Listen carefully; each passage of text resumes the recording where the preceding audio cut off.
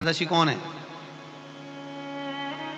कहां से प्रगटी है?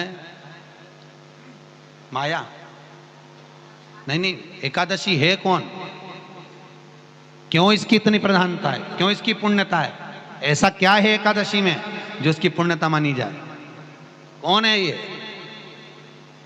जो भगवान नारायण तक एकादशी का व्रत करते हैं? सुभद्रा जी को भगवान जगन्नाथ ने, जगदीश ने एकादशी का व्रत कराया था। बद्रीनारायण भगवान को माता लक्ष्मी ने एकादशी का व्रत कराया था। क्यों? चंद्रायण एकादशी व्रत की माता। एकादशी है कौन? तो कहा जिसको व्रत करने पर भगवान नारायण भी जिसका व्रत करते हो, भगवान माता लक्ष्मी जिसका व्रत करती हो, वो एकादशी है कौन? तो शास्त्र वर्णन करता है महाराज, स्कंद पुराण का सुंदर चातुर्मास्य खंड के अंतर्गत वर्णन आया है महाराज। एक बार भगवान विष्णु आनंद में विराजमान थे, पद्मावती और माता लक्ष्मी दोनों उनके पास में विराजी हुई थी। दोनों बैठी, भगवान लक्ष्मी और पद्मावती दोनों बैठी, एक सिर के पास, एक चरण के पास।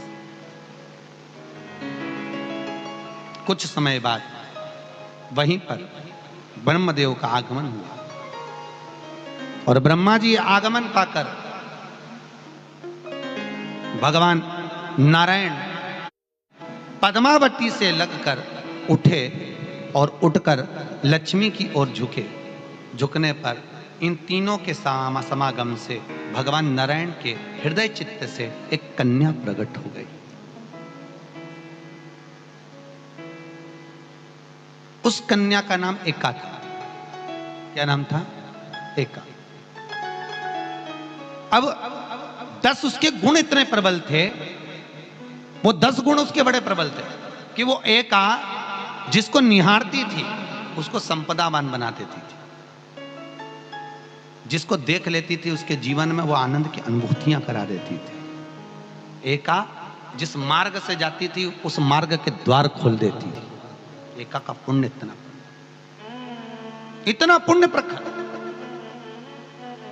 पद्मावती और लक्ष्मी ने कहा, महाराज